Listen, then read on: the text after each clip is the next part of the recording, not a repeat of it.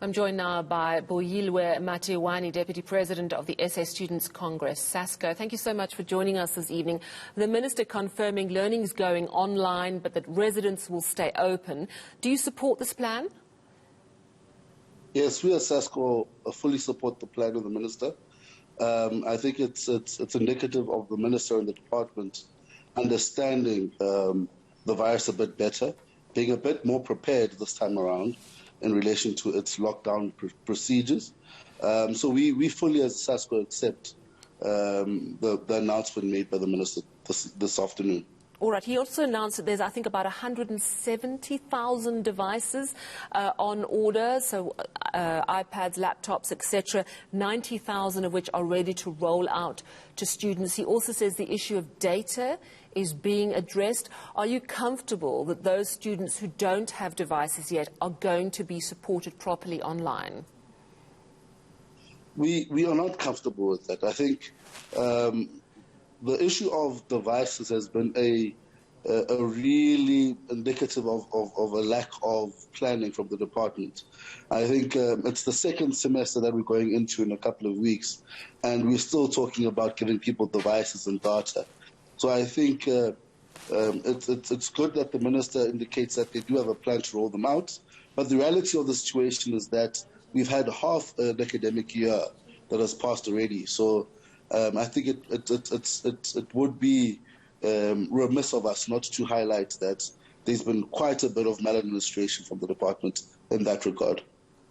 And you know, we know that it's all been so uncharted territory, trying to keep learning on track for tertiary institutions and for schools. There were so many delays last year. How are university and tertiary students coping? Have they managed to catch up on lost learning, or they're still playing catch-up? I think we're still, by and large, still playing catch-up. Universities have been trying to, with their migrations online, keep students, give them enough time to catch up. But it's having a big toll on the mental health of our students.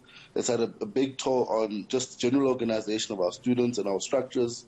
So it is uncharted waters, and it's bringing new challenges in the sector that we still need to confront, you know.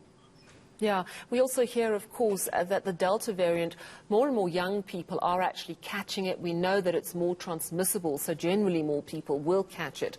But I'm wondering if that is adding to stress for students. I mean, the financial burden is always there.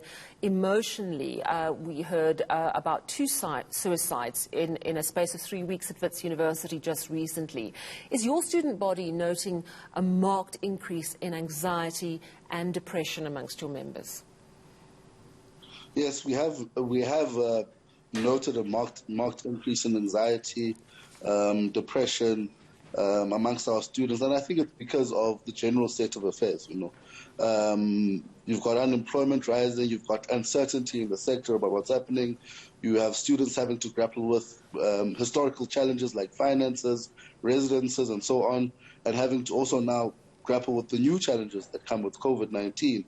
So it's all becoming a bit too much for our students, and I think the lack of coherence and the lack of a plan in some quarters of the state are adding to that frustration, adding to those anxieties that students are faced with.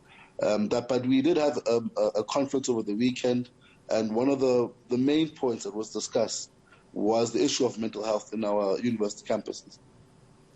And what are you doing? I know, having spoken to Wits, that they've got a lot of interventions, and obviously one can always do more. But what do you do as the SA Students' Congress to create a sense of community, a sense that you are not alone during this difficult time?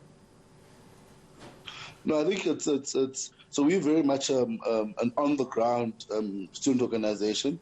And we've been holding seminars and lectures around mental health, around how to prepare, how to organize, and just trying to be there for students to have someone that they can talk to and assist them with all the challenges that they're faced with on their campuses. So our branches have been not just online, but when we could physically be on the campuses, our branches have been on a daily basis interacting and interfacing with students, resolving issues of residence, issues of finances and all the other issues that students are faced with.